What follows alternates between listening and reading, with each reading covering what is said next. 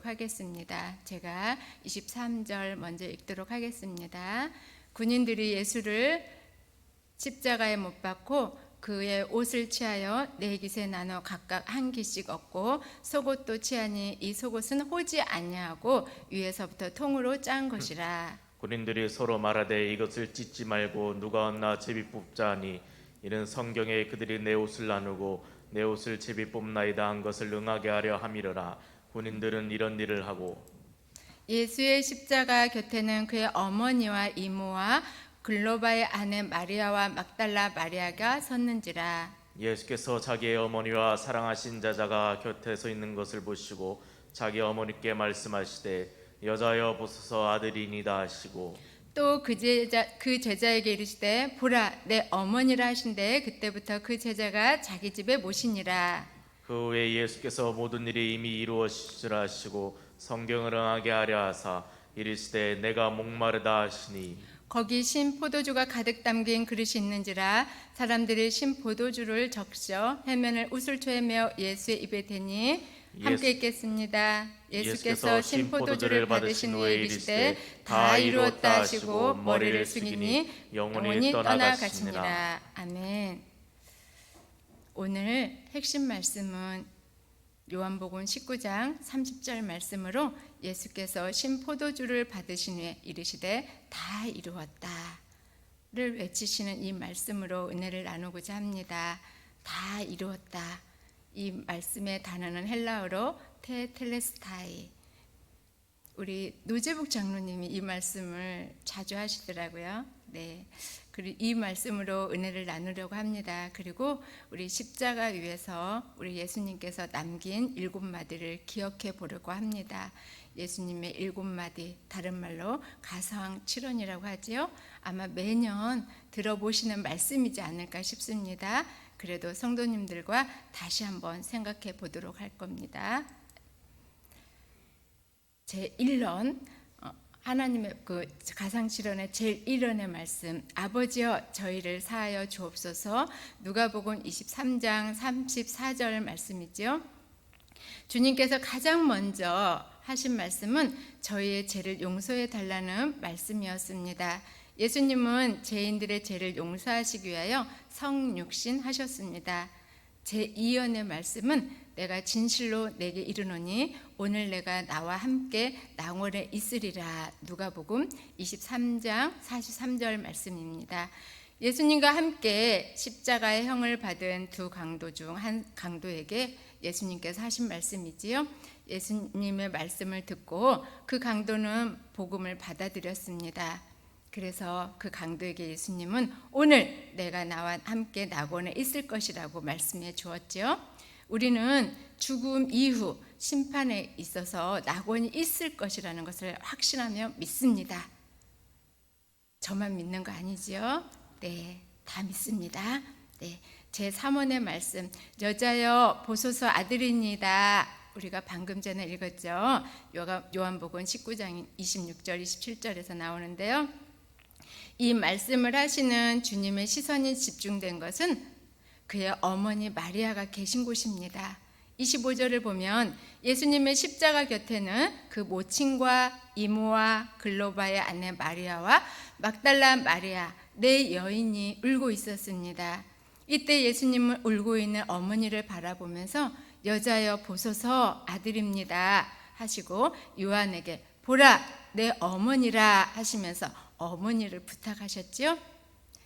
이 말씀의 의미는 예수 안에서 한 공동체, 한 가족임을 말씀하시는 것입니다. 제4원의 말씀, 엘리 엘리 라마 사박다니. 마태복음 27장 46절 말씀입니다. 이 말씀은 아람어입니다. 해석하면 나의 하나님, 나의 하나님 어찌하여 나를 버리셨나이까. 예수님은 말할 수 없는 고뇌에서 이렇게 절규하셨습니다. 이런 절규를 통해서 우리는 주님도 우리와 같은 육신의 몸을 입고 오셨다는 것을 잘 알 수 있습니다. 그리고 제5원의 말씀, 내가 목마르다. 오늘 핵심 말씀입니다. 이 말씀은 그리스도의 성육신을 입증하고 신성을 나타내는 요한복음에만 기록되어 있는 말씀입니다. 그리고 제6권의 말씀 다 이루었다. 요한복음 19장 30절이죠. 오늘 핵심 본문. 십자가에 달리시기 전날 밤에 예수님은 가죽 채찍으로 매를 맞으셨습니다. 채찍 끝에는 나비 모양의 새 고리가 달려 있어서 채찍이 살에 닿을 때마다 살점이 뚝뚝 떨어지고 살갗이 찢어지고 피가 터져 엉켜 붙었습니다. 또한 과시간을 쓰신 머리와 대못에 박힌 양손과 양발에서도 피가 흘러내리고 있었습니다. 주님은 무지한 군병의 창에 옆구리를 찔리셔서 물과 피를 다 쏟으셨습니다. 주님의 옷은 군병들이 또 제비 뽑아서 나누어 가졌고요. 벗기운 채로 주님은 십자가에 높이 매달려 계셨습니다. 이분이 바로 하나님의 아들 예수 그리스도이십니다. 이분이 바로 우리의 죄를 담당하시고 우리의 죄를 사하시기 위해 죄도 없으시면서 가장 죄 많은 자처럼 십자가에 높이 달리신 것입니다. 예수님은 이처럼 철저히 하나님께 순종하시고 아버지께 받은 사명을 감당하셨고 다 이루었다라고 말씀하셨습니다. 그리고 제7원의 말씀, 내 영혼을 아버지 손에 부탁하나이다. 누가복음 23장 46절에 기록되어 있습니다. 예수님은 세상의 마지막 말씀을 아버지로 끝을 맺으시고 그의 영혼을 아버지에 부탁하셨습니다. 그렇습니다. 예수님은 죄가 없으심에도 불구하고 재판을 받으셨고 죄인들의 모든 죄를 대신 지시고 십자가를 스스로 지셨습니다. 사랑하는 성도님들, 왜 예수님은 반드시 십자가를 져야만 했을까요? 그것은 모든 사람이 아담의 원죄의 문제를 가지고 태어났기 때문입니다. 또 인간은 매일 스스로 짓는 자범죄의 문제를 해결해야 하는데 인간은 죄의 문제를 스스로 해결할 능력이 없는 전혀 무능력한 존재입니다. 그래서 인간은 예수님의 십자가 사건이 꼭 필요했기에 하나님이 예수 그리스도 독생자를 이 세상에 보내주셨습니다. 무엇보다 구약 성경 창세기 3장 죄로 인하여 영적 죽음이 찾아온 죄인을 위하여 여자의 후손으로 죄 문제를 해결해 줄 것을 하나님은 우리에게 약속해 주셨습니다. 창세기 3장 15절을 보면요, 제가 읽어드릴게요. 내가 너로 여자와 원수가 되게 하고 내 후손도 여자의 후손과 원수가 되게 하리니 여자의 후손은 내 머리를 상하게 할 것이요 너는 그의 발꿈치를 상하게 할 것이라니라. 이렇게 우리에게 소망과 회복의 메시지를 주셨지요. 그리고 예언의 말씀을 이루시려고 여자인 동정녀 마리아에게서 잉태케 하시고 인성을 입고 예수님은 자라나셨습니다. 예수님은 33년 짧은 공생의 시간을 보내고 하나님의 때가 되어 십자가를 스스로 지셨습니다. 해서 본문 말씀은 6월절 전 예수님이 빌라도에 의해서 사형 집행이 되었는데요. 19장 24절을 보면 로마 군인들이 예수님을 십자가에 못 박고 그들은 성경의 예언대로 예수님의 옷을 나눠 가졌습니다. 심지어 속옷까지 나눠 가졌습니다. 여기에서 우리는 군인들의 야비한 행동에 대하여 어떻게 하면 저렇게 할 수 있을까? 한 번쯤 생각해 볼 수 있었을 것입니다. 그런데 그 당시 의류 산업이 발달하지 않아서 사형수의 옷을 사형 집행하는 군인들이 나눠 가지는 것에 대해서는 별 흠이 없었다고 합니다. 군인들이 옷을 나눈 것에 대하여는 시편의 예언의 말씀을 이루기 위함이었다고 또 합니다. 시편 22편 18절을 보면요, 다윗의 시에서 이렇게 기록되어 있었습니다. 내 겉옷을 나누며 속옷을 제비 뽑나이다.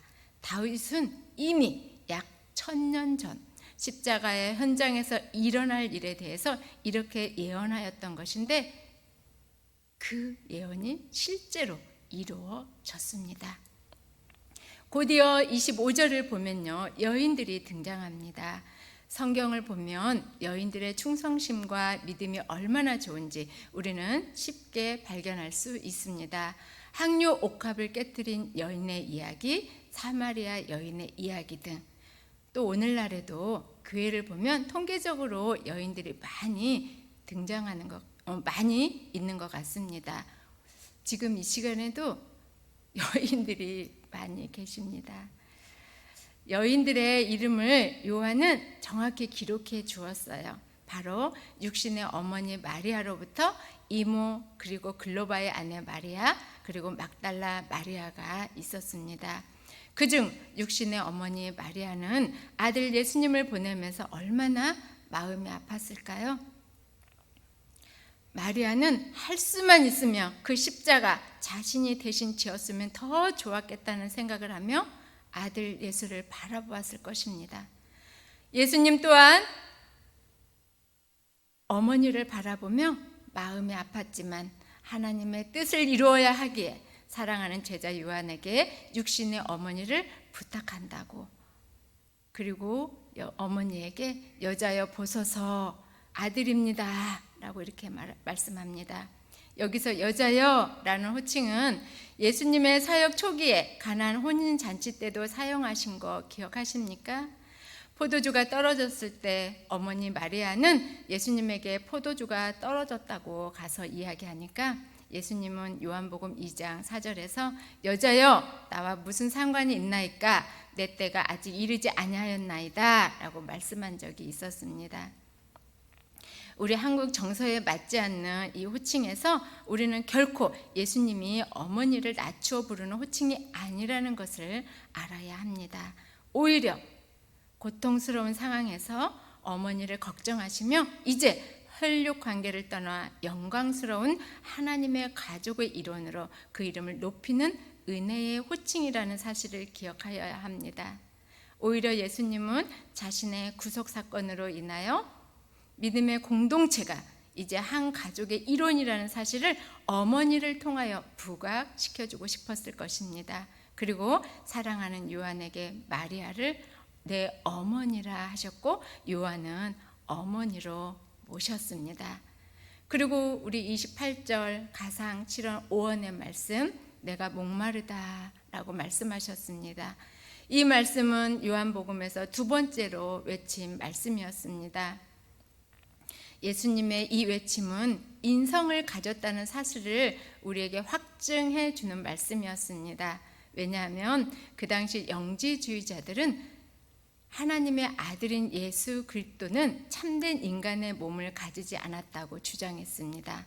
그들은 예수님의 성육신을 부정했고요. 예수님이 십자가에 달리시고 고난받는 것은 환상일 뿐이며 예수님의 죽으심과 부활은 중요하지 않다는 교리를 가지고 있었습니다. 이를 보고 우리는 가연설을 주장했다고 이렇게 이야기합니다. 그래서 예수님은 가연설의 거짓 교리임을 분명히 밝히시기 위하여 말씀이 육신이 되어 오신 분이심을 목마르다라고 증명해 준 것입니다. 그래서 요한복음 1장 14절을 보면요, 말씀이 육신이 되어 우리 가운데 거하심에 우리가 그의 영광을 보니 아버지의 독생자의 영광이요 은혜와 진리가 충만하더라, 이렇게 사도 요한은 기록했습니다. 성도님들은 이 말씀을 진리의 말씀으로 믿으십니까? 아멘입니다. 예수님은 로마 군인들이 준 신포도주를 받으신 후 다 이루었다 하시고 머리를 숙이시고 영원히 떠나가셨습니다.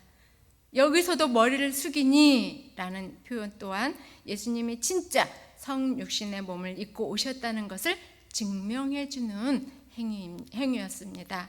사도 요한은 또 요한복음 20장 30절에서 요한복음의 기록 목적을 분명히 기록해 놓았는데요, 제가 읽어드릴게요.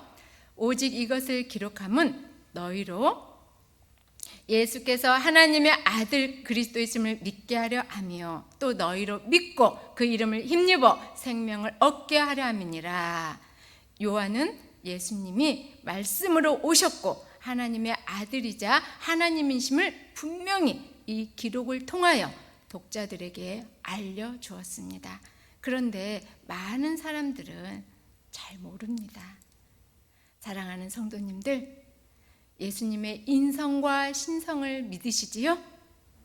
그분은 인성과 신성을 겸비한 참 하나님이십니다. 오늘 십자가 위에서 예수님의 이루심을 보고 우리는 무엇을 이루며 살아가야 할지 우리의 분명한 목적의식을 되새겨 보았으면 좋겠습니다. 히브리서 저자는 히브리서 9장 27절에서 이렇게 기록해 놓았습니다. 한 번 죽는 것은 사람에게 정하신 것이요 그 후에는 심판이 있으리니 라고 했습니다. 그렇습니다. 사람은 모든 피조물은 영원하지 않습니다. 그러면 후회 없는 인생을 살려면 어떻게 살아야 할까요? 하나님 더 알기를 힘쓰고 더 사랑하고 더 섬기고, 너무 많이 들은 소리라 식상하십니까? 그런데 더 잘하고 더 사랑하고 싶어도 우리 안에 분노가 올라오고 욕망이 꿈틀거리고 우리의 인생의 주인은 하나님이신데 자꾸만 부족한 내가 인생 주인 역할을 하고 있으니 노력해도 잘 안 되는 것들이 참 많이 있죠. 그래서 목사님들이 자꾸만 강단에서 말씀을 하시는 거 아니겠어요? 또 성경에서도 곳곳에 성경 전체가 또 이렇게 하나님께서 지속적으로 말씀하시는 거 아닐까요? 우리는요, 더 예수님의 성품을 닮아서 부모님께도, 육신의 부모님께도 더 잘해드리고, 또 사랑하는 자녀들에게도 더 사랑하고, 물론 자녀들 엄청 사랑하시죠? 어떤 분들은 아니 저부터도 하나님보다 어떨 때는 더 자녀를 사랑할 때도 있어요.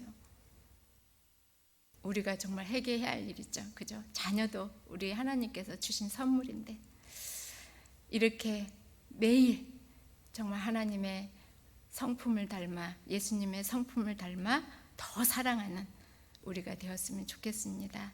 그래서 잘 안 되니까 어쩌면 우리가 매일 이렇게 이른 아침 주님의 십자가 의지하고 묵상하면서 엎드리지 않나 싶습니다. 사랑하는 성도님들, 그동안 우리의 정말 구겨진 삶들이 많이 있어요. 어렵고 힘든 삶, 방황하고 아픔이 가득한 삶, 이제 날 위해 십자가 지신 예수님, 그분을 바라보면서 예수님을 전적으로 의지하면서 예수님이 다 이루신 삶을 우리도 쫓아갔으면 좋겠습니다. 예수님의 거룩하신 죽음 앞에 나는 무엇을 이루며 살아야 할지 묵상하시면서 예수님의 복된 죽음 앞에 부활을 기대하며 오늘 하루 멋지게 출발해 보십시다. 작은 일부터 하나씩 할 수 있는 것들을 실천하며 매일 이루시기를 간절히 소망합니다.